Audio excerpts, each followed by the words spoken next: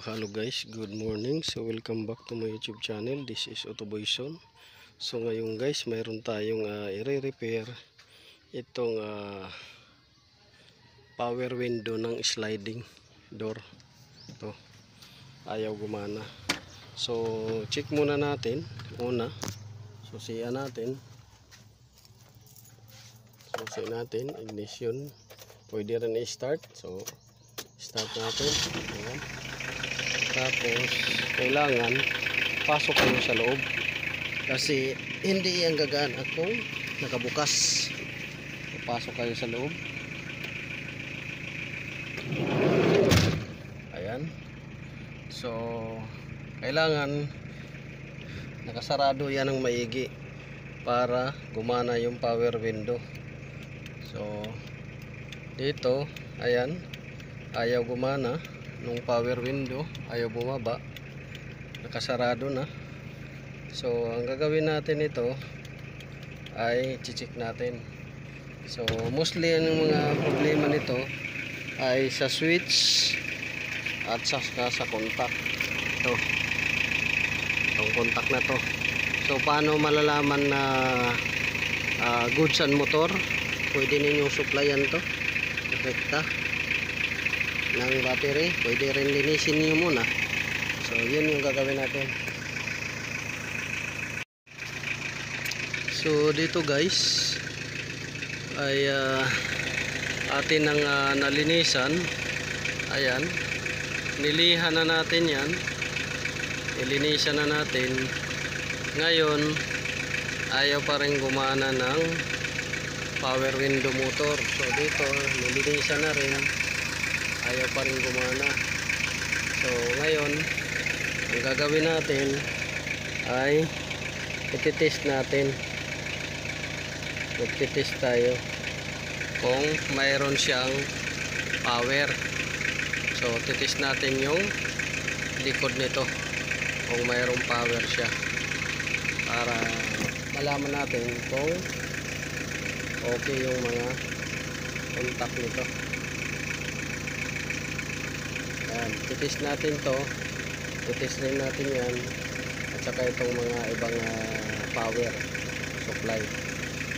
So yan yung gagawin natin. Kung ma-check natin okay, dito naman sa kabila yung gagawin natin.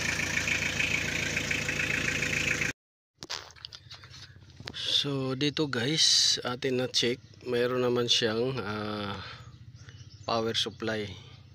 So may power supply siya na lumalabas. So ating i-check naman yung dito sa kabila kung may contact. So yan yung gagawin natin. So may power supply siyang lumalabas. Diyan may positive. So yan yung gagawin natin naman na sa kabilang contact niya dito. So bago tayo pumunta doon sa motor. So yan yung gagawin natin. So nilinis na natin yan. Ang sunod natin tong gagawin ay sa motor na, kung may connection pa yung motor.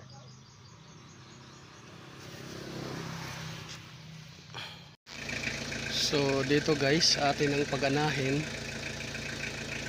Matapos natin i-check yung mga connection, buo naman, atin ang paganahin. Yan, nagana na ba? So ayan, kumana na. Baba, taas,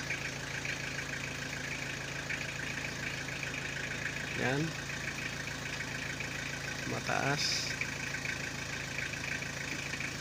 tapos baba uli, yan, gumana na. Dito na switch, sa master switch nya gumagana. So dito naman sa passenger switch, ganahin natin ito.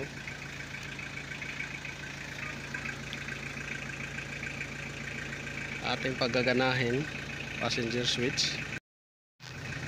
So ganahin natin kung gagana. Ayun, gumana na. Pabalik. gumana na rin. Tapos pataas, gumana. Pababa. So kailangan lang ninyo guys i-maintain ninyong malinis to, itong ano na to, kasi pagka masikip yan, maraming dumi, matigas iakyat ng motor. So kailangan malinis yan, pati dito kailangan malinis. Pwedeng lagyan ng grasa yan, pwede ring basahin ng langis. So pwede nating basahin ng langis yan, pwede rin basahin ng grasa.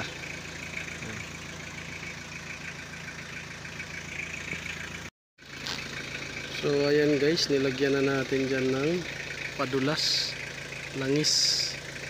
Lagyan na natin para sumuot doon sa baba. Pati dito, lagyan na lang natin ng langis para sumuot doon sa baba. So ngayon, iakyat na natin kung gaano kabilis. Iakyat na natin So medyo mabilis na siya ngayon aakyat. Yan. Tapos ito.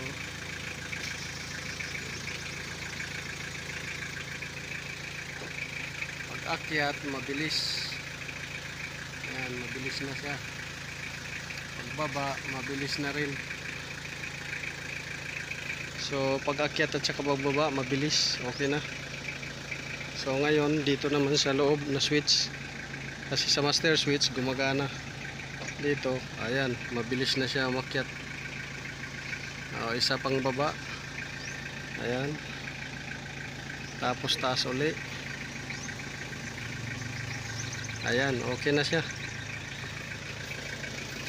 Okay na siya.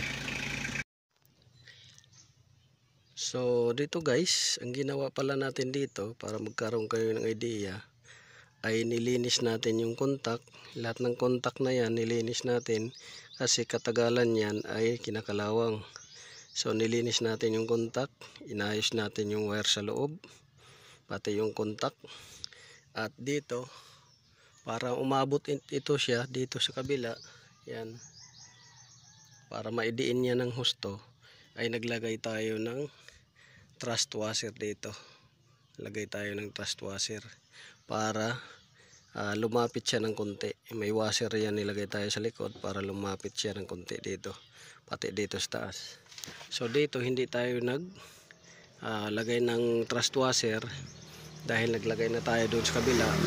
Ang ginawa natin dito ay nilinis natin tong kontak, inayos yung wire at sinit up ng maganda base doon sa alignment ng ano niya. Kasi kung nakikita ninyo may alignment yan, may dot yan siya. So kailangan para good contact naka-align yan siya sa dot. Kagaya dito may alignment din to. So yan yung ano natin, kailangan maganda yung contact alignment niya para gagana yung pinto. So yun ang ginawa natin dito. So this is automation. So sana nakakuha kayo ng konting kalaman dito sa ginawa natin na power window switch ng sliding door. So sa Nissan to, Nissan Serena. So tandaan, kung nawala sa alignment yan, yung mga dot dyan, yan, kailangan i-align nyo yan para tumama talaga dito sa contact. Yan, kasi katagalan yan ay nawawala sa contact. Ngayon bukas sara yung pinto, minsan nalaglag na yung pinto, lumayo na sa contact. So yan yung purpose ng dot na yan, na kailangan magkaroon ng good contact.